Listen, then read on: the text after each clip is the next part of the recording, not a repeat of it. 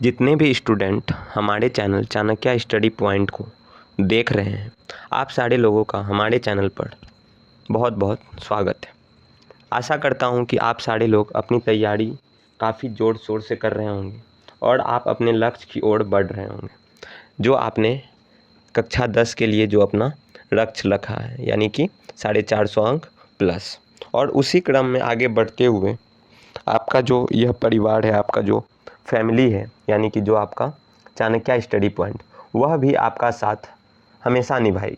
ठीक है, तो उसी क्रम को आगे बढ़ाते हुए आज मैं आप सबों के लिए लेकर आ गया हूँ क्वेश्चन बैंक का सीरीज। यानी आज से जो है क्वेश्चन बैंक का सीरीज इस चैनल पर आपको मिलना प्रारंभ हो जाएगा। तो आज हम लोग सबसे पहले देखने वाले हैं क्लास 10th का। ठीक है, क्लास 10th का जो है वो हिंदी का 2011 का क्वेश्चन बैंक। ठीक है, इसमें जो मैं आपको आंसर बताने वाला हूँ वो एक्यूरेट सही होने वाला है। ठीक है, और मैं सारे क्वेश्चन को बताऊंगा इस वीडियो में। यानी 2011 में जितने भी क्वेश्चन पूछे गए हैं उन सारे क्वेश्चन को मैं जो है बताने वाला हूँ इस वीडियो में, और साथ ही साथ यह भी बताऊंगा आपको कि आप अपनी तैयारी को और भी ज़्यादा बेहतरीन कैसे बना सकते हैं। ठीक है, तो आपको क्या करना है, सबसे पहले इस चैनल को सब्सक्राइब कर लेना है और अपने दोस्तों के बीच भी इसे शेयर कर देना है। ठीक है, तो और कुछ बच्चों का जो यहाँ चाणक्य स्टडी पॉइंट में ऑफलाइन पढ़ते हैं, उनका डाउट था कि क्या यही क्वेश्चन उनके टेस्ट सीरीज में आएगा, क्योंकि जो है जो भी ऑफलाइन के स्टूडेंट हैं उनका यहाँ पे टेस्ट सीरीज चलता है। जैसा कि उन लोगों को पता होगा 6 मंथ का जो है टेस्ट सीरीज चलता है यहाँ पे, पर डे टेस्ट। तो उसमें जो क्वेश्चन बैंक का क्वेश्चन रहने वाला है, ठीक है, क्लास 10th में, वो जो मैं वीडियो बनाऊंगा उसी वीडियो से उनका क्वेश्चन रहने वाला है। ठीक है, यानी उनका जो क्वेश्चन है मैं भी उन्हीं क्वेश्चन को लेकर के जो है वीडियो बना रहा हूँ। तो अगर आप लोग इस वीडियो को पूरा देखते हैं तो आपका जो है तैयारी 100% हो जाएगा टेस्ट में, और आप 100% स्कोर ला सकते हैं अपने टेस्ट में। ठीक है, तो चलिए सबसे पहले मैं आपको 2011 के बारे में थोड़ा बता देना चाहता हूं कि यह जो है आपका सिलेबस सेम ही है, लेकिन पैटर्न जो है पूरा अलग है। ठीक है, पैटर्न क्या है, पैटर्न पूरा अलग है। यानी 2011 का जो है पैटर्न वो कभी भी आपका 2025 के एग्ज़ाम में जो है नहीं आने वाला है। सिलेबस सेम है, ये सारे क्वेश्चन आ सकते हैं, लेकिन पैटर्न वो नहीं है। ठीक है, यानी पहले जो है ऑब्जेक्टिव की संख्या बहुत कम होती थी और 2 मार्क्स के, 5 मार्क्स के, 1 मार्क्स के ये सारा क्वेश्चन होता था। अब वैसा नहीं है, अब आपको टोटल 100 जो है आपका 100% जो है उसमें से 50% ऑब्जेक्टिव रहता है और 50% सब्जेक्टिव। ऑब्जेक्टिव भी आपका 100 पूछा जाता है, जिसमें से आपको जो है मात्र 50 का ही जवाब देना रहता है। ठीक है, तो इसीलिए जिनको भी कन्फ्यूजन होगा थोड़ा सा भी, तो वो अपने कन्फ्यूजन को दूर कर ले। और अगर फिर भी आपको कोई भी कठिनाई होती है तो आप लोग इस वीडियो के नीचे कमेंट करें और अपने डाउट को लिखें। मैं ज़रूर से ज़रूर आप सबको रिप्लाई देने का कोशिश करूँगा। ठीक है, तो चलिए बढ़ते हैं हम लोग वीडियो में आगे। सबसे पहले देख लेते हैं कि आपको अपने एग्ज़ाम में कितना टाइम मिलता है, कितने मार्क्स होते हैं और उनमें आपको क्या क्या सावधानी रखना होता है। ठीक है, तो सबसे पहले समय की बात करें, 3 घंटा 15 मिनट का आपको समय मिलता है। ठीक है, 3 घंटा 3 आवर 15 मिनट्स का जो है आपको समय मिलता है। ठीक है, 15 मिनट अतिरिक्त इसीलिए मिलता है कि आप जो है क्वेश्चन को ठीक ढंग से पढ़ पाएँ। ठीक है, क्वेश्चन को ठीक ढंग से पढ़ पाएँ, और 3 आवर जो है वो प्योर एग्ज़ाम के लिए। ठीक है, तो अब यहाँ पे पहले जो है परीक्षार्थियों के लिए जो निर्देश है हम लोग उसको भी समझेंगे, उसके बाद फिर आगे बढ़ेंगे। तो सबसे पहले है परीक्षार्थी यथासंभव अपने शब्दों में उत्तर दें। ठीक है, यानी आप जो भी कुछ पढ़े हैं तो उससे जो है आपको क्या समझ में आया है उनको आपको अपने शब्दों में लिखना है, तभी आपको जो है ज़्यादा मार्क्स मिल पाएगा। जो आपको आपकी अंडरस्टैंडिंग कितनी है वो बात आपको बताना है। ठीक है, फिर देखिए अगला है दाहिनी ओर पर जो है अंक पूर्णांक निर्दिष्ट की करते हैं। तो दाहिनी ओर क्या है आपका, कितने मार्क्स का क्वेश्चन है वो जो है आपका दिया हुआ है। ठीक है, यानी कौन सा कितना मार्क्स का जो है क्वेश्चन है वो दिया हुआ है। उसके बाद आगे देखते हैं हम लोग, सभी प्रश्न अनिवार्य हैं। यानी कि 2011 का जो पैटर्न है उस पर क्या होता है, सभी प्रश्न अनिवार्य होता है। अभी के टाइम में ऑप्शन है, जैसे अभी आपका जो क्वेश्चन आता है उसमें से 100 ऑब्जेक्टिव आता है तो उसमें सब अनिवार्य नहीं है, आपको कितना बनाना है, 50। ठीक है, आगे चलिए देखते हैं। उत्तर देते समय परीक्षार्थी यथासंभव शब्द सीमा का ध्यान रखें। ठीक है, आपको शॉर्ट टाइप में कितना शब्द लिखना है, लॉन्ग टाइप में कितना लिखना है, ये सारी चीज़ों को आपको ध्यान देने की ज़रूरत है। इस प्रश्न पत्र को पढ़ने के लिए 15 मिनट का अतिरिक्त समय दिया गया है। ठीक है, 15 मिनट का आपको अतिरिक्त समय दिया गया है। वही मैंने आपको पहले भी बता दिया है कि 3 आवर जो है आपका एग्ज़ाम के लिए और 15 मिनट जो है आपका वो है क्वेश्चन को रीड करने के लिए, ठीक है। चलिए अब आगे देख लेते हैं हम लोग। अब यहाँ पे जो है जो भी आपको बताना था एग्ज़ाम के विषय में वो आपका कंप्लीट हो गया। अब हम लोग चलेंगे 2011 के क्वेश्चन की तरफ, ठीक है। क्वेश्चन में क्या क्या है और उनका आंसर आपको किस तरीके से करना है। तो सबसे पहला क्वेश्चन देखिए, निम्नलिखित वाक्यों को शुद्ध करें, ठीक है। श्री कृष्ण के अनेक नाम हैं।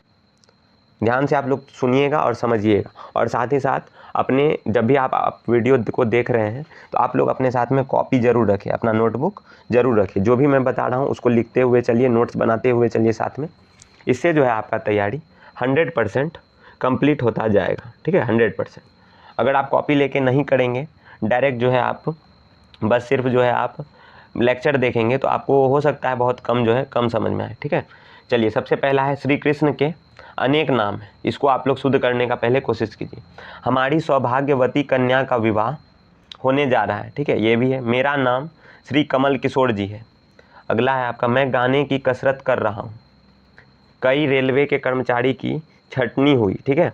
ये सारे जो है 5 दिए गए हैं, आपको इसको शुद्ध करना है। तो चलिए इसका आंसर को हम लोग देख लेते हैं, ठीक है। क्वेश्चन आप लोग समझ गए ना, वाक्यों का जो है शुद्ध करना है। सबसे पहला क्या है, श्री कृष्ण के अनेक नाम हैं, हमारी सौभाग्यवती कन्या का विवाह होने जा रहा है, ठीक है, मेरा नाम श्री कमल किशोर जी है, और मैं गाने की कसरत कर रहा हूँ, कई रेलवे के कर्मचारियों की छटनी हुई, ठीक है। ये था क्वेश्चन। अब चलिए इसका आंसर भी हम लोग देख लेते हैं। चलिए देखिए, पहला जो था आपका श्री कृष्ण के अनेक नाम हैं, ठीक है, वो एकदम करेक्ट था, वहाँ पे भी और यहाँ पे भी। आपको कंफ्यूज करने के लिए जो है, कंफ्यूज करने के लिए आपको ऐसा कर सकता है एग्जामिनर, ठीक है। आपको कंफ्यूज करने के लिए वो सही भी दे देगा तो आपको लगेगा कि गलत, लेकिन देखिए वहाँ पे भी था श्री कृष्ण के अनेक नाम है, यहाँ पे भी वही है। अगला है, हमारी कल्याणी कन्या का विवाह होने जा रहा है। वहाँ क्या था, सौभाग्यवती, यहाँ कल्याणी कर दिया गया सही में, ठीक है। मेरा नाम कमल किशोर है, वहाँ पे क्या था, मेरा नाम कमल किशोर जी है। जब मैं अपने बारे में बता रहा हूँ या फिर जो भी आप लोग अगर अपने बारे में बताइएगा तो उसमें जी लगाने की कोई भी ज़रूरत नहीं है, इसलिए यहाँ से जो है जी को रिमूव कर दिया गया है। यानी मेरा नाम अगर कोई पूछेगा तो मैं अपना नाम डायरेक्ट बताऊँगा, मैं जी उसमें नहीं लगाऊँगा, ठीक है। तो चलिए आगे है आपका, मैं गाने का अभ्यास कर रहा हूँ। वहाँ पर कुछ और था, मैं गाने का जो है कुछ और था वर्ड, तो उसको क्या कर देना, आपको अभ्यास में चेंज कर देना। आगे देखिए, रेलवे के कई कर्मचारियों की छटनी हुई, ठीक है, वहाँ की नहीं था, ध्यान रखिएगा आप लोग, ठीक है। पहला क्वेश्चन नंबर 1 का आपको आंसर मिल गया।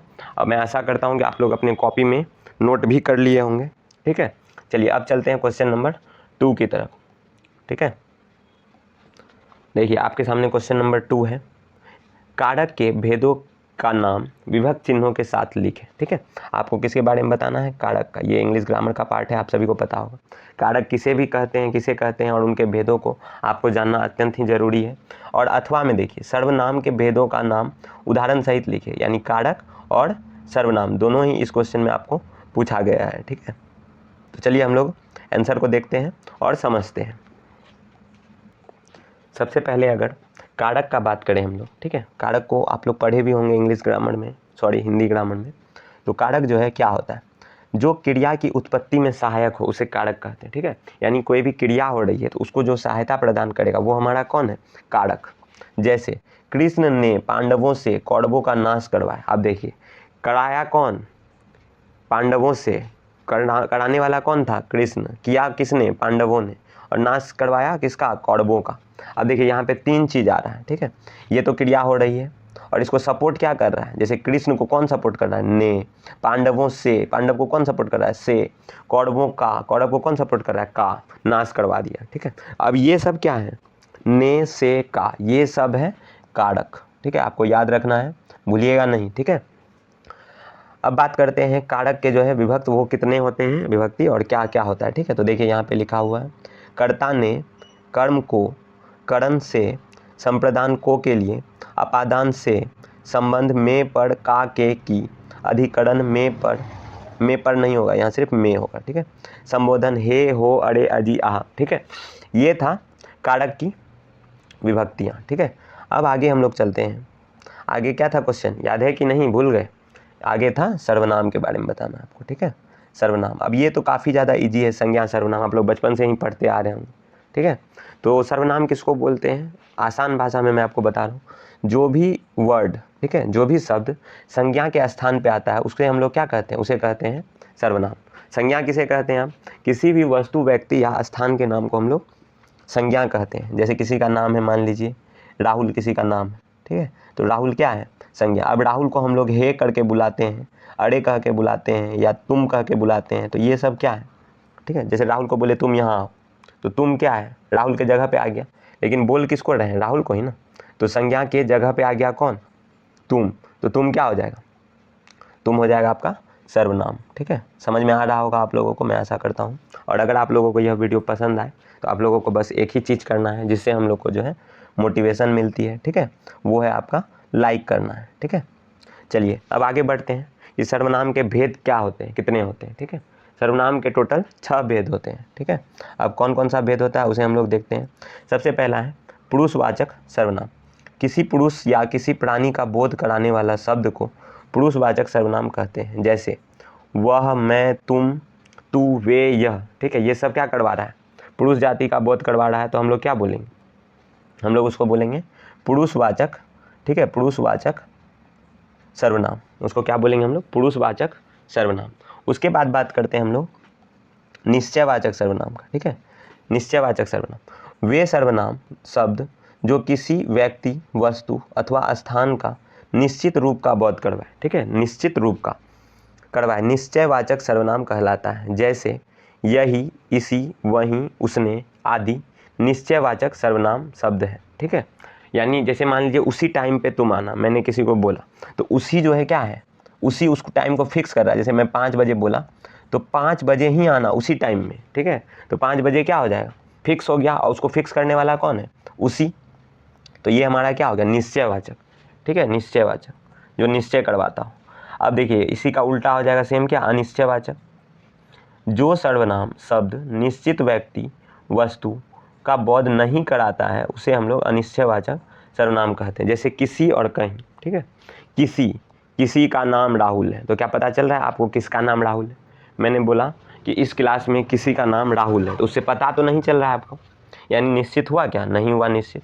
तो इसीलिए वह क्या कहलाएगा? अनिश्चितवाचक सर्वनाम। ठीक है, अब आगे चलिए प्रश्नवाचक सर्वनाम। प्रश्नवाचक क्या है आपको जो है इसका हेडिंग से ही पता चल रहा होगा। प्रश्न पूछने वाला जो भी सर्वनाम होगा, जैसे कौन है, किसका है, क्या है, कहाँ है। ठीक है, ये सब जो हुआ, ये सब प्रश्न पूछने का बोध करवाता है, तो उसी को हम लोग क्या कहते हैं? प्रश्नवाचक सर्वनाम। जो सर्वनाम शब्द किसी व्यक्ति, प्राणी, वस्तु आदि के बारे में प्रश्न का बोध करवाते हैं उन्हें प्रश्नवाचक सर्वनाम कहते हैं। जैसे कौन, किन्हें, किसे, ठीक है, क्या, कहाँ आदि प्रश्नवाचक सर्वनाम शब्द है। ठीक है, चलिए अब हम लोग आगे देखते हैं संबंधवाचक सर्वनाम। अब यहाँ से भी आपको पता चल रहा होगा कि जो है संबंधवाचक हम लोग किसको बोल रहे हैं। संबंधवाचक है आपका जो संबंध बताता हो, सीधा सा बात है। चलिए कुछ सर्वनाम ऐसे होते हैं जो प्रधान उपवाक्य में आए सर्वनामों शब्दों से संबंध स्थापित करते हैं, वे आश्रित उपवाक्य में प्रयोग किए जाते हैं। इसे संबंधवाचक जो है, इसे संबंधवाचक सर्वनाम कहते हैं। जैसे जो, वह, जिसने, उसे आदि, ये सारा क्या है? संबंध बता रहा है, तो संबंधवाचक। ठीक है, संबंधवाचक जो है आपका सर्वनाम। चलिए आगे जो है निजवाचक सर्वनाम। ठीक है, निजवाचक सर्वनाम जिन सर्वनाम शब्दों का प्रयोग स्वयं के लिए किया जाता हो वह कहलाता है निजवाचक। निज मतलब निजी समझते हैं ना आप लोग? निजी, निजी चीज़ होना मतलब क्या? अपना पर्सनल होना, खुद का होना, तो उसी को हम लोग क्या बोलेंगे? उसी को हम लोग बोलेंगे निजवाचक सर्वनाम। ठीक है, चलिए अब हम लोग बात करते हैं आगे। आगे जो है आपका निजवाचक सर्वनाम का एग्जाम्पल क्या होगा? एग्जाम्पल होगा आपका स्वयं, अपने आप, ठीक है, आप, उसके बाद आदि, यानी कि स्वयं, अपने आप, जो काम स्वयं के लिए हम लोग यूज करेंगे जिस वर्ड को, उसी को हम लोग क्या बोलेंगे? उसी को हम लोग बोलेंगे जो है आपका निजवाचक सर्वनाम। आशा करता हूँ कि यह सर्वनाम जो है आपको पूरा समझ में आया होगा। ठीक है, और अगर नहीं समझ में आए तो वीडियो को जो है बैक करके थोड़ा सा आप लोग फिर से सुन के अच्छे से समझ जाएंगे सर्वनाम किसे कहते हैं, और उसमें जो है कौन कौन से उसके टाइप्स होते हैं, ठीक है, सर्वनाम के भेद कौन कौन से होते हैं। चलिए अब हम लोग आगे बढ़ते हैं क्वेश्चन में, ठीक है, जो हमारा क्वेश्चन है उसमें हम लोग आगे बढ़ते हैं, देखते हैं क्वेश्चन नंबर 3 को। देखिए 3 नंबर में जो है विकल्प चुनने वाला ऑप्शन है आपके हमारे पास, ठीक है, आप जैसा कि स्क्रीन पर देख रहे होंगे। सबसे पहला देखिए, जिसके शिखर पर चंद्र के लिए एक शब्द, जिसके शिखर पर क्या हो, चंद्र हो। देखिए कितना आसान है, क्या बोलेंगे उसको, चंद्रशेखर। ख नंबर, ठीक है, पहला का क्या हो गया, पहला का हो गया आपका ख, ठीक है। अमावस्या का विपरीतार्थक, अमावस्या का जो है क्या होगा, ये बहुत ही आसान क्वेश्चन है। विपरीतार्थक जो है पूर्णिमा, पूर्णिमा अमावस्या, तो पहला का क्या हो गया ख, दूसरा का क्या हो गया क, ठीक है। क वर्ण का उच्चारण स्थान है, क वर्ण का जो है उच्चारण स्थान कहाँ है, तो क वर्ण का उच्चारण स्थान जो है वो है कंठ में। जब आप क बोलिएगा तो आपका कंठ से आवाज़ निकलता है, आपका जो लिप्स है वो नहीं सटेगा, ठीक है। अगर वो सटता तो दंत होता, तालु होता, मुर्दा, तो यहाँ कहाँ पे आता है आवाज़, आपका कंठ से, तो इसलिए क्या वो आंसर हो जाएगा क नंबर, ठीक है। अगला क्वेश्चन है, सुक्ति का संधि है, सुक्ति का, ठीक है, सुक्ति का क्या हो जाएगा, सु जोड़ उक्ति, ख नंबर आपका सु जोड़ उक्ति। चलिए आगे देखते हैं, यथाशक्ति कौन सा समास, तो यथाशक्ति आप लोग अगर समास पढ़े होंगे तो उसमें आपको पता होगा यथा किसके आगे पीछे लगता है, तो इसका जो आंसर होगा वो होगा आपका अव्ययी भाव, ठीक है।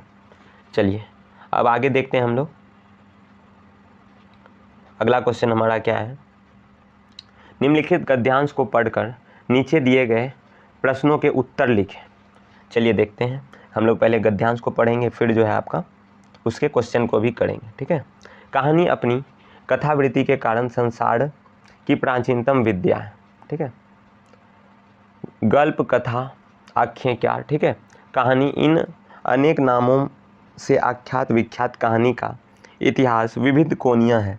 युगांतर के साथ कहानी में परिवर्तन, ठीक है, आप लोग ध्यान से सुनिएगा और समझिएगा और अपनी कॉपी में भी उतारिएगा, ठीक है। इसकी परिभाषाएं भी बदली हैं। कहानी का रंगमंचीय संस्करण है एकांकी, इसी तरह उपन्यास का रंगमंचीय है संस्करण है नाटक, ठीक है। लेकिन उपन्यास में जो है आपका, उपन्यास और कहानी अलग अलग है।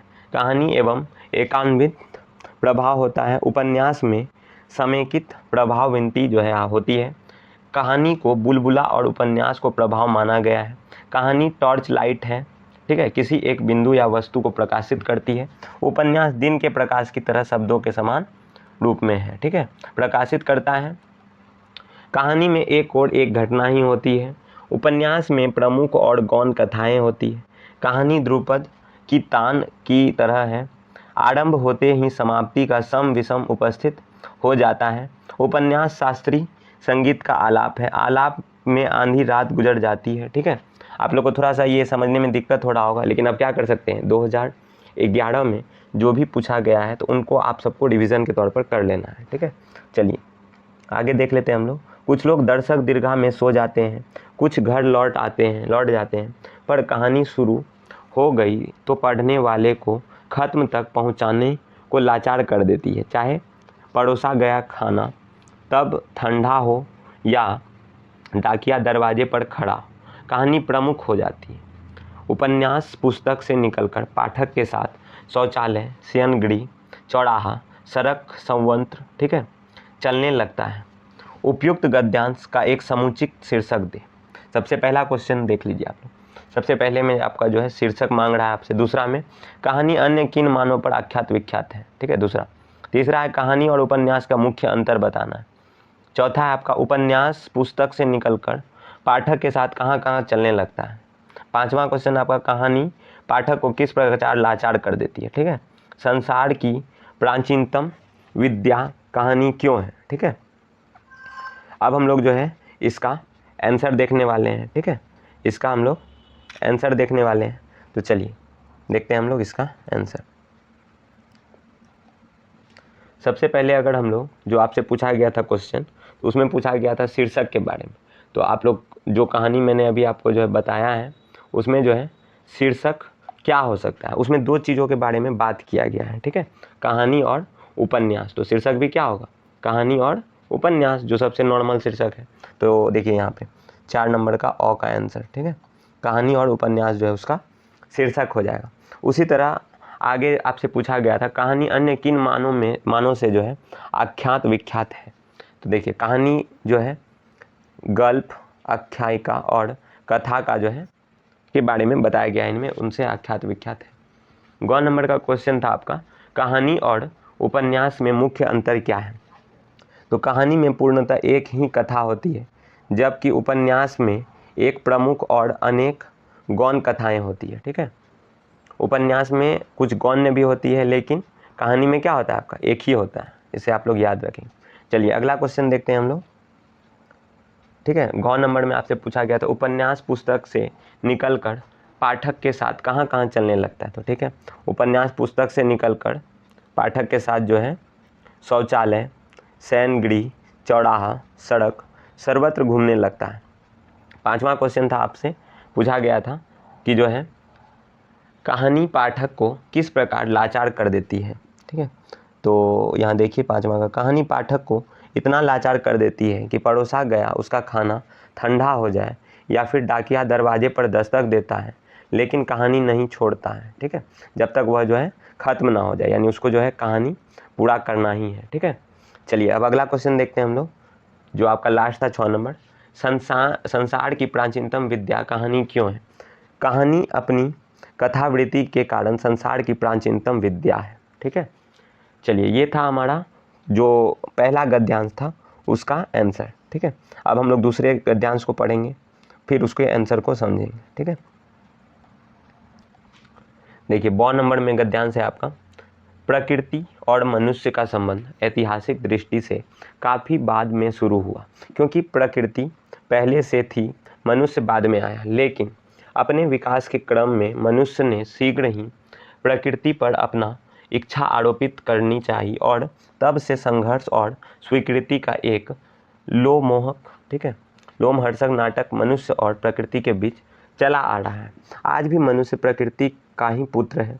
जन्म, जीवन, यौवन, जड़ा, मरण आदि अपनी अनेक स्थितियों में वह आज भी प्राकृतिक नियमों से मुक्त नहीं हो सका है। ठीक है, इसके बावजूद निरंतर उसकी जो है चेष्टा यही रही है कि वह ज्ञान, विज्ञान और अपनी सामूहिक उद्यमशीलता के बल पर प्रकृति को पूर्णतः अपने वश में कर ले।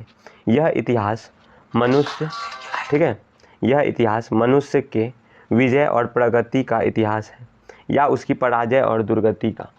ठीक है, इसे वह स्वयं भी ठीक ठीक नहीं समझ सका है, पर जिसे हम मनुष्य की जय गाथा कहकर पुलकित हो रहे हैं, वह असल में मनुष्य की पराजय, बल्कि उसके मनुष्य की जय गाथा कहकर, बल्कि उसके आत्महनन की गाथा है।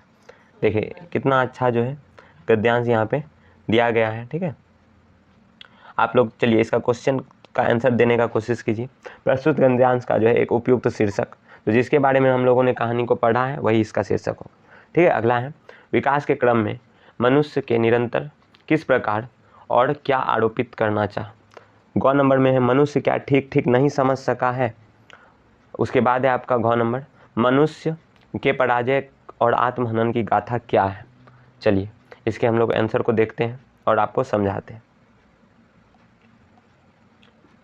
ब नंबर का जो है सबसे पहला क्वेश्चन क्या था कि इसका शीर्षक क्या होगा। ठीक है, शीर्षक जैसा कि आपको पता है कि हम लोगों ने उसमें जो है किसके बारे में पढ़ा, प्रकृति के बारे में और मनुष्य के बारे में। तो मनुष्य और प्रकृति बोलिए, या फिर जो है आप बोलिए प्रकृति और मनुष्य, दोनों ही इसका जो है शीर्षक हो जाएगा। ठीक है, ख नंबर में था, विकास के क्रम में जो है मनुष्य क्या क्या चाहता है। ठीक है, तो अपने विकास के क्रम में मनुष्य ने अपनी इच्छा प्रकृति पर थोपनी चाहिए, तभी से यह संघर्ष चला आ रहा है। ठीक है, उसके बाद था आपका, उसके बाद था गौ नंबर में आपका जो है क्वेश्चन था, मनुष्य जो है ठीक ठीक क्या नहीं समझ पाता है। ठीक है, तो मनुष्य आज भी अनेक मामलों में प्रकृति का दास है, किंतु चाहता है ज्ञान, विज्ञान और अपने उद्यम से उसे अपने वश में कर ले। यह उसकी जय है या पराजय है, वह यानी मनुष्य नहीं समझ सका है। ठीक है, चलिए अब आगे हम लोग देखते हैं अगला क्वेश्चन। अगला क्वेश्चन था हम लोग का जो घ नंबर था आपका, वो था मनुष्य के पराजय और आत्महनन की गाथा क्या है। तो आप लोगों ने उसमें देखा भी होगा और पढ़ा भी होगा। तो मनुष्य के अनेक मामलों में प्रकृति पर विजय प्राप्त की है, किंतु प्रकारांतर जो है उसे इसका मूल्य भी चुकाना पड़ता है। पर्यावरण संबंधी अनेक कठिनाइयाँ उत्पन्न होती है, यह दरअसल मनुष्य की जय नहीं पराजय की गाथा है। ठीक है, तो आशा करता हूँ कि यह भी आपको पूरी तरह से जो है समझ में आया होगा। अब अगला क्वेश्चन पे हम लोग चलते हैं, क्वेश्चन नंबर 5 में। टोटल 18 क्वेश्चन है। ठीक है, 18 क्वेश्चन में जो है मैं आपको 18 क्वेश्चन का आंसर बताने वाला, यानी सारा का एक भी क्वेश्चन आपका नहीं छूटने वाला है। और इस तरीके से अगर आप लोग तैयारी करेंगे तो आपका 2025 में जो है अवश्य ही जो है 450 प्लस अंक लाने का जो आपका टारगेट है वह पूरा हो जाएगा। ठीक है, चलिए अब हम लोग देखते हैं अगला क्वेश्चन को। अगले क्वेश्चन में किन चीज़ों के बारे में बात की गई। क्वेश्चन नंबर 5 जो है आपका, निम्नलिखित में से किसी एक विषय पर संकेत बिंदु पर आधार 250 शब्दों में जो है 250 शब्दों में आपको क्या करना है, आपको निबंध लिखना है। सबसे पहला क्या है, सबसे पहला है आपका प्रगति के पथ पर बिहार। तो बिहार के बारे में बताना है। देखिए, हम लोग जब भी निबंध लिखते हैं तो उनमें किन किन बातों का हमें ध्यान रखना होता है, आप लोग ध्यान से समझिएगा। जैसे अगर हम लोग जैसे इंग्लिश में हम लोग देखते हैं ना, तो उसमें हम लोग बात करते हैं सबसे पहले टाइटल के बारे में। ठीक है, उसके बाद जो है टाइटल के बाद हम लोग बात करते हैं इंट्रोडक्शन के बारे में। उसके बाद जो उसका बॉडी होता है, बॉडी के बारे में बात करते हैं, बॉडी पार्ट क्या है। उसके बाद लास्ट में आता है कंक्लूजन। ठीक उसी प्रकार यहाँ पे देखिए, भूमिका है पहला, तो भूमिका में वही हो गया आपका टाइटल और इंट्रोडक्शन पार्ट। उसके बाद गौरवपूर्ण अतीत, विभाजन के बाद स्थिति, सामाजिक आर्थिक और शैक्षिक प्रगति, वर्तमान समय की उपलब्धियां तथा उज्जवल भविष्य के संकेत। अगला है उपसंहार। उपसंहार वही हो गया आपका कंक्लूजन। ठीक है, तो इन सारी चीज़ों पे अगर बात आप लोग कर लेते हैं, यानी अपने जो है निबंध में लिख लेते हैं, तो आपको जो है पूरा मार्क्स मिलेगा। ठीक है, अच्छी तरीक़ा से अगर आप लोग लिखिएगा तो आप लोगों को पूरा मार्क्स मिलेगा। चलिए हम लोग आगे देख लेते हैं इसका आंसर को। इसमें टोटल जो है आपको 4 टॉपिक दिए गए हैं। पहला है आपका प्रगति के पथ पर जो है बिहार। उसके बाद जो है आपका दहेज प्रथा। ठीक है, दहेज प्रथा है। और फिर उसके बाद है आपका मेरे प्रिय कवि या लेखक। फिर जो है विज्ञान वरदान या अभिशाप। तो देखिए इन सारे टॉपिक जो है, यह सारा यानी जो भी चारों आपका टॉपिक है निबंध का, ये काफ़ी ज़्यादा इम्पोर्टेंट है। आपके 2025 में भी इससे क्वेश्चन आ सकता है। ठीक है, ये विज्ञान वरदान या अभिशाप से, ठीक है, या फिर दहेज प्रथा से, या फिर जो है आपका बिहार के बारे में, या फिर मेरे प्रिय कवि, इन सब के बारे में जो है क्वेश्चन आ सकता है। ठीक है, तो आप लोग ध्यान से समझेंगे। मैं किसी एक को जो है पूरे विस्तार से बता दूंगा और आप लोग फिर चाहे तो इसका स्क्रीनशॉट लेकर के कॉपी में लिख सकते हैं। ये जो है एक्यूरेट एकदम जो है आपका करेक्ट आंसर मैं आपके सामने दे रहा हूँ। ठीक है, आप लोग अगर इसी तरीके से लिखेंगे वहाँ पे तो बहुत ही ज़्यादा आपको बेनिफिट होने वाला है। ठीक है, चलिए मैं किसी एक के बारे में आपको बता देता हूँ। सबसे पहले बात कर लेते हैं हम लोग प्रगति के पथ पर बिहार। ठीक है, प्रगति के पथ पर बिहार में जो हम लोग पहले भूमिका के बारे में बात करेंगे। ठीक है, भूमिका के बारे में बात करेंगे तो भूमिका में क्या होगा, बिहार भारत का एक भूभाग है। ठीक है, भूभाग मतलब भूमि वाला भाग। तो बिहार कहाँ है, भारत में नहीं ना है, तो हम लोग क्या बोलेंगे, भारत का वह जो है भूभाग है जिसके बिना भारत के इतिहास की कल्पना भी नहीं की जा सकती। राजनीति, धर्म, पांडित्य, ठीक है, साहित्य और अन्य क्षेत्रों में इसकी महत्ता है। ठीक है, महती भूमिका है।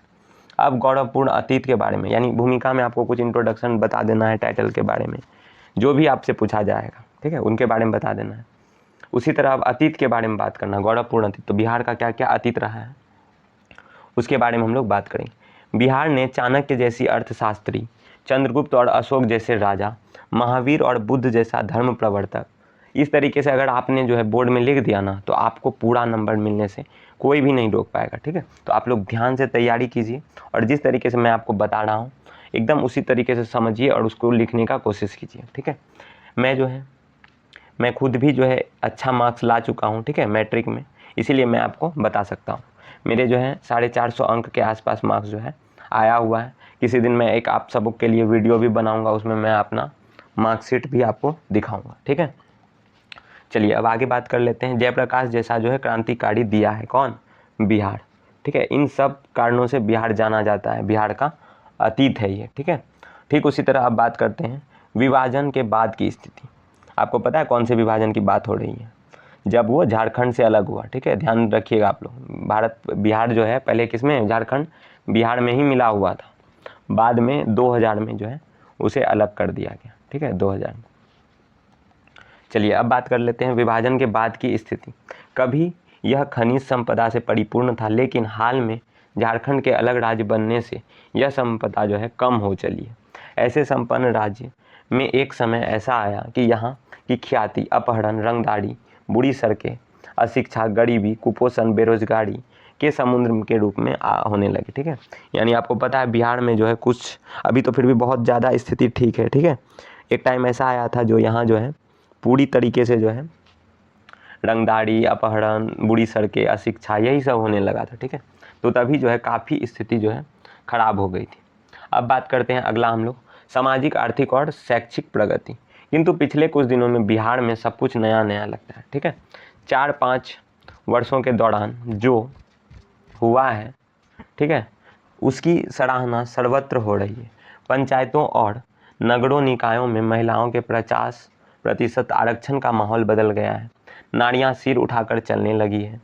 लड़कियां को पोशाक और साइकिल देने की सरकार की योजना ने स्कूली छात्राओं की संख्या में काफ़ी वृद्धि की है। वे अब लड़कों से कम नहीं है, ठीक है। सूबे में अब चमचमाती सड़कें, 1000 से अधिक पुलों का निर्माण हो चुका है। अगर आप लोग इस तरीके से जो है लिख देंगे ना अपने एग्ज़ाम में, तो टीचर जो होगा वो आपसे इम्प्रेस हो जाएगा। और जैसे ही टीचर को अगर आप लोगों ने खुश कर दिया अपने आंसर से, तो वो जो है एक्स्ट्रा मार्क्स भी आपको देगा, ठीक है। यानी अगर मान लीजिए कहीं पे आपको 4 ही मिल रहा है तो वो आपको 5 दे देगा। टीचर खुश हुआ तब एकदम सुंदर राइटिंग में आपको लिखना है और एकदम पॉइंट वाइज पॉइंट। जैसे देखिए यहाँ निबंध चाहे कोई तो डायरेक्ट भी लिख सकता है, डायरेक्ट जो है आपका लिखे चले गए, लिखते चले गए, वैसा नहीं करना है। आपको हेडिंग बना के अच्छे से लिखना है, तब ना समझ में आएगा कि आप समझदार हो और समझदार की तरह आप लोग लिख रहे हैं, ठीक है। चलिए अब आगे बात करते हैं वर्तमान समय में उपलब्धियों तथा उज्जवल भविष्य के संकेत। रोजगार के क्षेत्र में भी काम हुआ है, ठीक है। लाख के करीब शिक्षकों की नियुक्ति हुई है। लोगों को नरेगा के अंतर्गत काम मिलने लगा है। हजारों सिपाहियों की नियुक्ति होने वाली है। स्वरोजगार योजना के अंतर्गत मछली पालन, मुर्गी पालन का कारोबार शुरू हुआ है। बुनकरों के लिए, ठीक है, बुनकरों के लिए भी सुविधा प्रदान की जा रही है। यह सब हुआ है, किंतु अभी भी बहुत कुछ नहीं हुआ है। उद्योगों की स्थापना के मामले में सब पिछड़े हैं। बिजली उत्पादन आवश्यकता में बहुत कम है। बेरोजगारी अभी भी बरकरार है। बिहारी प्रतिभा का लोहा तो दुनिया मानती है। आपको पता होना चाहिए बिहार और यूपी से, ठीक है, बिहार और यूपी से जो है आपका सबसे ज़्यादा IAS IPS इंडिया में है, ठीक है। बिहार और यूपी से सबसे ज़्यादा, ठीक है। यह सब हुआ, किंतु अभी भी बहुत कुछ नहीं हुआ। उद्योगों की स्थापना के मामला में हम पिछड़े हैं, बिजली उत्पादन में, ठीक है। बेरोजगारी में अभी भी बरकरार है बिहार में बेरोजगारी, ठीक है। उसके बाद तकनीकी संस्थाओं की ज़रूरत है। बाढ़ से निजात नहीं मिलती है, ठीक है। अगर यही रफ्तार रही तो निश्चित ही बिहार और बिहारी सबसे आगे होंगे, अगर ठीक से काम हो, ठीक है। तो देखिए यहाँ पे जो हम लोगों ने निबंध को देखा उसमें सारा कुछ ही कवर हो गया। हम लोगों ने अतीत भी बता दिया, अभी जो है सामाजिक आर्थिक स्थिति कैसा चल रहा है वो भी बता दिया, वर्तमान समय में उज्जवल संकेत कौन कौन से हैं, आगे और क्या क्या हो सकता है और किन किन चीज़ों की और आवश्यकता है, उन सारी चीज़ों को हम लोगों ने इस अपने निबंध में लिख दिया, ठीक है। ठीक उसी प्रकार जो है दहेज प्रथा है, इसमें भी हम लोगों को क्या क्या बताना रहता है। आप लोग चाहे तो इसका स्क्रीनशॉट ले सकते हैं। और अगर आपको PDF चाहिए, ठीक है, अगर मान लीजिए किसी के पास क्वेश्चन बैंक नहीं है या फिर कुछ और है, तो अगर आपको PDF चाहिए तो आप लोगों को PDF के लिए 2 काम करना होगा, ठीक है। सबसे पहले तो आप जो है हमारे टेलीग्राम ग्रुप और व्हाट्सएप चैनल से जुड़ जाइए, ठीक है। इस वीडियो के जो है डिस्क्रिप्शन में आपका लिंक होगा, या फिर आप ऐसे भी चाणक्य स्टडी पॉइंट टेलीग्राम में और जो है आपका व्हाट्सएप में सर्च कीजिएगा तो आपका आएगा, तो उससे आपको जुड़ जाना है, ठीक है, टेलीग्राम और व्हाट्सएप ग्रुप से। उसके बाद मैं आपको एक नंबर दे रहा हूँ, ठीक है। नंबर पे अगर आप लोग व्हाट्सएप कीजिएगा तो व्हाट्सएप में आपको PDF जो है सेंड कर दिया जाएगा, ठीक है, PDF सेंड कर दिया जाएगा। और अगर आप लोगों को इससे भी आसान उपाय चाहिए, ठीक है, कि सर हम लोगों के पास ये साधन नहीं है फिर भी हम लोग चाहते हैं कि जो है हम लोगों को मिल जाए, तो आप लोग क्या करें, अपने गूगल पर जाएं, ठीक है, गूगल पर जाएं और गूगल पर लिखे चाणक्य ई पाठशाला, ठीक है। क्या लिखना है आपको, चाणक्य ई पाठशाला। तो वहाँ पे जो फर्स्ट वेबसाइट आएगा उस पर आपको विज़िट करना है, ठीक है, उस पर आप लोग को विज़िट करना है चाणक्य ई पाठशाला वेबसाइट पे। तो वहाँ पे आपको जो है सारा कुछ अपलोड है, वहाँ से आपको मिल जाएगा। तो नंबर भी मैं आप सबको बता देता हूँ। नंबर है आपका 97, ठीक है, आप लोग नोट कर लीजिएगा इसको, 099709522432, ठीक है। नंबर नोट कर लिए होंगे आप लोग, 9709522432, ठीक है, 9709522432। चलिए अब आगे चलते हैं वीडियो में, बात करते हैं कि दहेज प्रथा में क्या क्या है। तो आप लोग ठीक उसी प्रकार इसमें भी हम लोग भूमिका बताएंगे, ठीक है, भूमिका, प्राचीन काल के इसके रूप बताएंगे, अतीत बताएंगे दहेज प्रथा का, इसे रोकने का कानूनी प्रावधान बताएंगे, ठीक है, और इसके क्या क्या दुष्परिणाम हैं वो भी बताएंगे। तो आपका हो जाएगा निबंध कंप्लीट। ठीक उसी प्रकार जो है मेरे प्रिय लेखक, तो आपके जो भी प्रिय लेखक है तो उसके बारे में आपको कैसे लिखना है, सबसे पहले फिर वही काम करेंगे, भूमिका बताएंगे, ठीक है। भूमिका बताएंगे तो उसमें लेखक का नाम, जन्म, मृत्यु, ये सब के बारे में बता सकते हैं, उनकी जो है रचना का आधार, उनकी प्रमुख रचना बता सकते हैं आप, उपसंहार बता सकते हैं, ठीक है, ये सारा कुछ कर सकते हैं। विज्ञान, वरदान या अभिशाप, इसका भी आप लोग चाहे तो स्क्रीनशॉट ले सकते हैं और याद कर सकते हैं, लिख सकते हैं, ठीक है। विज्ञान या वरदान में देखते हैं हम लोग, इसमें भी सेम वही करना है, विज्ञान के दो रूप, वरदान हो और अभिशाप हो, दोनों को आपको अच्छे से बताना है, ठीक है। क्या क्या बताना है यहाँ पे लिखा हुआ, आप लोग इसे भी चाहे तो स्क्रीनशॉट ले सकते हैं। फिर वास्तव में जो है इसका क्या निष्कर्ष है वो आपको बताना है। यानी साइंस जो है अभी के मामला में बहुत सारी चीज़ों में ठीक भी है तो बहुत सारी चीज़ों में ख़राब भी है, तो उनको आपको बताना है। तो चलिए अब हम लोग चलते हैं अपने अगले क्वेश्चन की तरफ। हम लोगों ने प्रश्न संख्या 5 तक के आंसर जो है वो देख चुके हैं, ठीक है। अब हम लोग बढ़ते हैं अपने प्रश्न नंबर 6 की तरफ, ठीक है, क्वेश्चन नंबर 6। 5 में एक अथवा वाला जो था उसका भी मैं आंसर जो है आपको बता देता हूँ, ठीक है। उसके बाद हम लोग चलेंगे क्वेश्चन नंबर 6 में। 5 नंबर का जो अथवा में क्वेश्चन है उसमें आपको क्या करना है, उसमें संवाद आपको बताना है एक दुकानदार और ग्राहक के बीच में। तो संवाद में चलिए मैं आपको बता देता हूँ। संवाद में जैसे दो लोगों के बीच जो है बातचीत होती है उसी को हम लोग को लिखना होता है, ठीक है। तो चलिए यहाँ पे देखते हैं। दुकानदार, नमस्कार सर, आइए आइए, ठीक है। ग्राहक, नमस्कार। दुकानदार, क्या लेना है सर। दुकानदार के पास आप जब भी जाइएगा तो आपसे वो ज़रूर पूछेगा कि आपको क्या चाहिए, ठीक है। ग्राहक, चावल, आटा, चीनी लेना था। दुकानदार, कितना किलो लेंगे। ग्राहक, चावल कैसे दोगे। दुकानदार, 20 रुपये किलो, आटा 15 रुपये किलो और चीनी 40 रुपये किलो, ठीक है। ग्राहक, तीनों 1-1 किलो दे दो। दुकानदार, ठीक है सर, ठीक है। क्या बोलता है दुकानदार, ठीक है सर। उसके बाद जो ग्राहक, देखो कम मत तौलना। दुकानदार, मैं कभी कम नहीं तौलता, ठीक है। ग्राहक, क्या मैं झूठ बोल रहा हूँ। दुकानदार, नहीं, यह कहाँ कहा, माफ़ कीजिए, यह लीजिए सब कुछ तौल दिया। ग्राहक, कितने पैसे हुए। दुकानदार, 75 रुपये हुए, धन्यवाद, ठीक है। तो किसी भी नॉर्मल जो दुकानदार के बीच में जो है संवाद होता है तो वो इसी तरीके का होता है। दो लोगों के बीच जो नॉर्मल बातचीत होती है उसे ही आप लोगों को लिख देना है, ठीक है। चलिए इसके बाद था एक जो है पत्र लिखने के लिए, ठीक है। पत्र लिखने के लिए भी मैं आपको बता देता हूँ। पत्र में क्या होता है कि हम अपने किसी रिश्तेदार को या फिर जो भी जान पहचान के लोग हैं उनको पत्र लिखते हैं, अपना हालचाल बताते हैं और उनका भी हालचाल पूछते हैं और साथ ही साथ जो है अपनी जो भी बात हमको रखना होता है वो बात हम लोग रखते हैं, ठीक है। तो चलिए यहाँ पे देख लेते हैं। यहाँ पे हम लोग देख पा रहे होंगे कि परम पूज्य दादाजी को पत्र लिखा जा रहा है। किसको लिखा जा रहा है, दादाजी को। परम पूज्य दादाजी, सादर प्रणाम, आपका पत्र मिला, जानकर प्रसन्नता हुई कि आप बिल्कुल स्वस्थ हैं। मुझे आपकी चिंता सता रही थी। दादाजी, आपको जानकर प्रसन्नता होगी कि सरकार की साइकिल और पोशाक वितरण का लाभ अब हमारी कक्षा को भी मिलने लगा है और कल ही इसका समारोह है, ठीक है। समारोह के दिन विद्यालय सजाया गया था। जब हम विद्यालय पहुँचे तो यह देख दंग रह गए कि साइकिलें तैयार रखी थी। ठीक समय पर शिक्षा अधिकारी आए, प्रधानाध्यापक ने उनका स्वागत किया, ठीक है। शिक्षा अधिकारी ने सरकार की योजना की जानकारी दी और एक एक कर छात्रों के नाम पुकारे जाने। छात्र जाते गए और पोशाक की राशि और साइकिल लेते गए, ठीक है। मेरी बारी आई तो रोमांचा रह गया, ठीक है। अंत में हमने प्रतिज्ञा की कि हम पढ़ेंगे, बढ़ेंगे और शिक्षा से लड़ेंगे।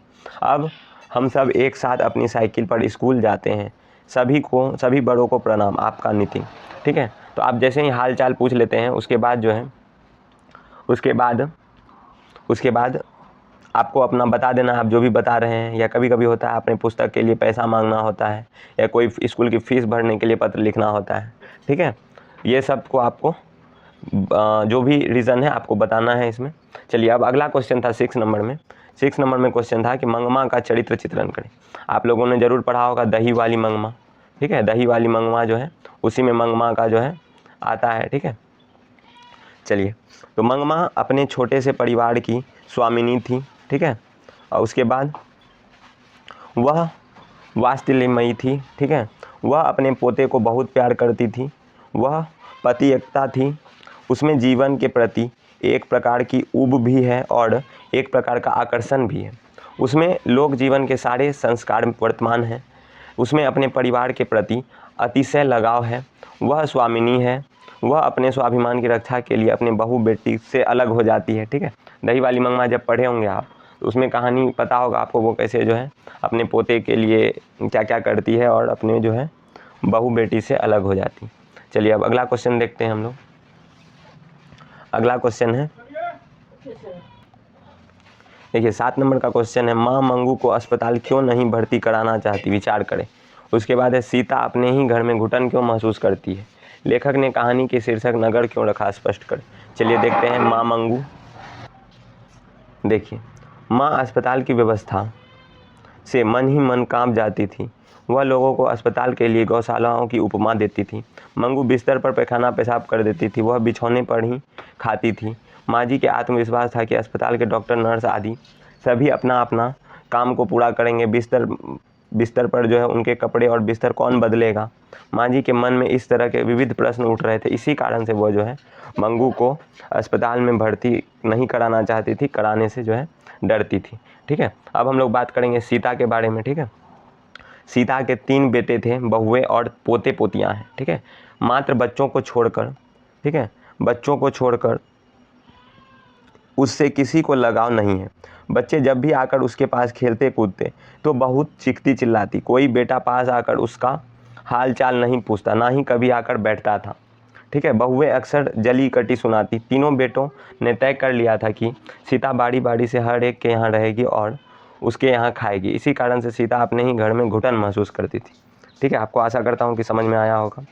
उसके बाद आगे है, कहानीकार द्वारा शीर्षक, इसमें शीर्षक नगर क्यों ही पड़ा उसके बारे में बताना है आपको। कहानीकार द्वारा कहानी का शीर्षक रखने के कारण अनेक हैं। पहला यह कारण है कि कहानी की मुख्य घटना नगर पर आधारित है, ठीक है, नगर की घटना है। दूसरी बात यह है कि कहानी का मूल्य उद्देश्य सरकारी कर्मचारियों की कर्तव्यहीनता, लापरवाही, भ्रष्टाचार और आम जनता के प्रति उनकी संवेदनहीनता को दिखाना है, और इसके लिए नगर स्थित कोई सरकारी बड़ा संस्थान ही हो सकता है। तीसरा बात यह है कि शास्त्रीय दृष्टि से शीर्षक अत्यंत छोटा और आकर्षक होना चाहिए। इस दृष्टि से भी नगर शीर्षक उपयुक्त है, क्योंकि छोटा होने के साथ साथ और औषधिवर्धक जो है, क्योंकि नगर पढ़ने के साथ ही उत्सुकता पैदा होती है, ठीक है। तो नगर की कौन सी घटना, कैसी घटना, किससे संबंधित कथा, इस प्रकार नगर कहानी शीर्षक अत्यंत उपयुक्त है, ठीक है। चलिए, अब अगला क्वेश्चन को हम लोग देखते हैं, क्वेश्चन नंबर 9 को। क्वेश्चन नंबर 9 में है, खोखा किन किन मामलों में अपवाद था, ठीक है। उसके बाद 10 को देख लेते हैं। अम्बेडकर के अनुसार जाति प्रथा में बेरोजगारी के प्रमुख और प्रत्यक्ष कारण कैसे बनी हुई है, ठीक है। चलिए, इन दोनों क्वेश्चन का आंसर को हम लोग देखते हैं।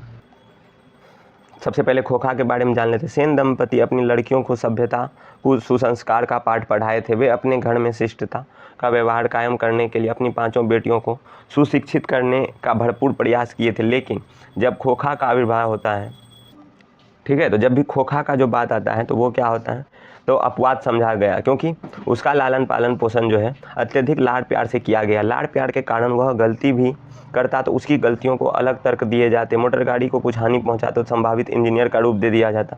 इसके लिए शिक्षा के सिद्धांत भी अलग किया गया, अर्थात खोखा को जीवन के वास्तविक आदर्शों के अनुसार चलने का तालीम नहीं देकर सेनों के स्वभाव व्यवहार के मुताबिक जो है सिद्धांतों को ही बदल दिया था। तो इसीलिए खोखा क्या था, अपवाद था, ठीक है।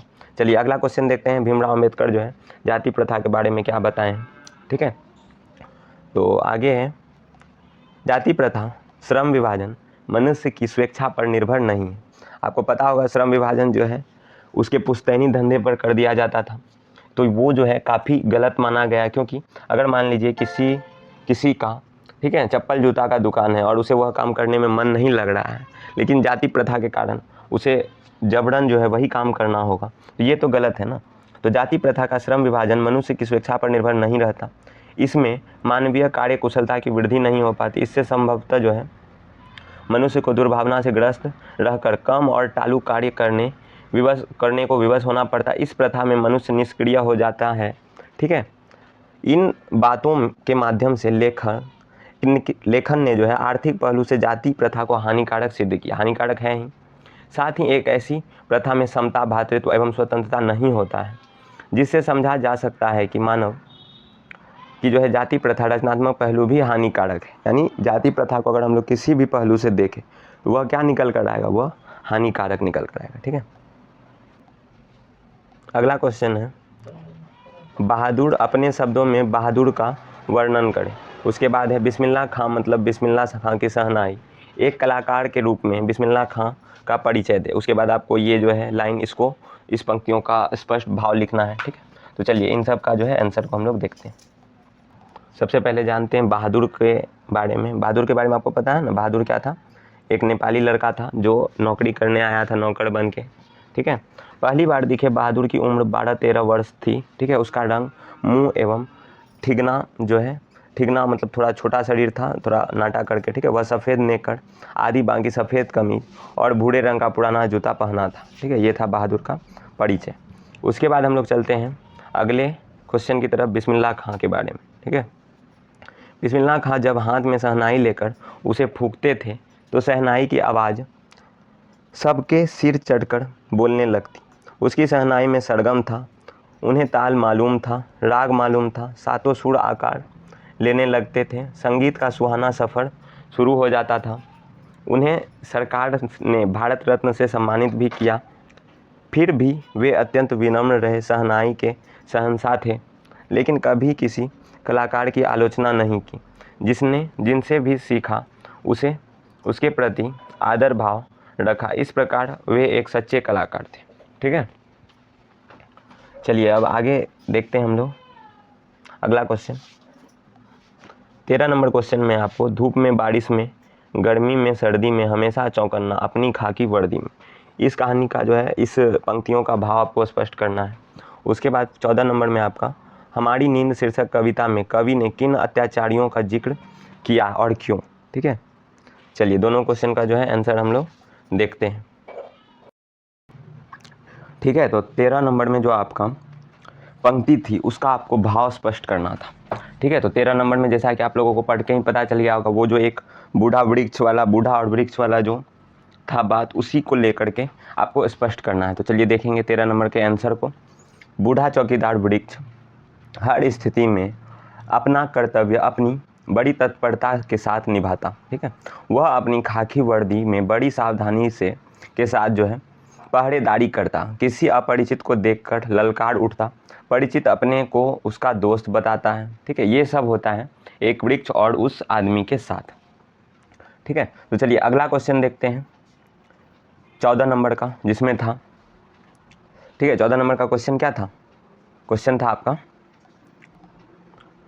हमारी नींद शीर्षक कविता में कवि ने किन अत्याचारियों का जिक्र किया और क्यों, ये था आपका क्वेश्चन। तो चलिए देखते हैं किन अत्याचारों के बारे में बात यहाँ पे कहा जा रहा है।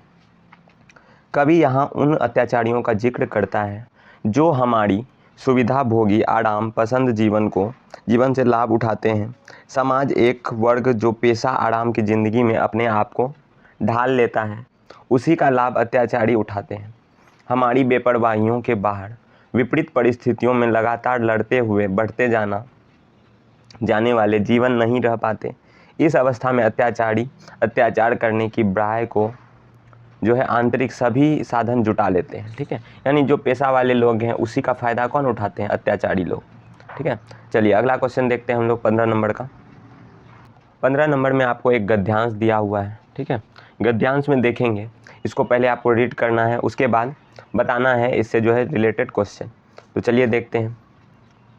सर्वविध संपदा और प्राकृतिक सौंदर्य से परिपूर्ण देश है, कौन सा देश है? यदि आप मुझे इस भूमंडल का अवलोकन करने के लिए कहे तो मैं बताऊंगा कि देश है भारत। भारत जहां भूतल पर भी स्वर्ग की छटा निखर रही है। यदि आप यह जानना चाहें कि मानव मस्तिष्क की उत्कृष्टतम उपलब्धि का सर्वप्रथम साक्षात्कार किस देश ने किया और किसने जीवन की सबसे बड़ी समस्याओं पर विचार कर उसमें एक से एक जो है ऐसे समाधान ढूंढ निकालें कि प्लेटो और कांट जैसे दार्शनिकों का अध्ययन करने वाले हम यूरोपियन लोगों के लिए मनन के योग्य, तो मैं यहाँ भी भारत का ही नाम लूँगा। आपको समझ में आ रहा होगा यह किस पार्ट से है। और चलिए अब जो है इससे रिलेटेड क्वेश्चन को हम लोग देखते हैं। सबसे पहला क्वेश्चन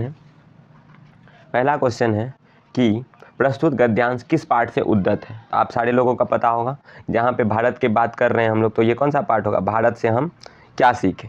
ठीक है, उसके बाद देखते हैं 2 नंबर को।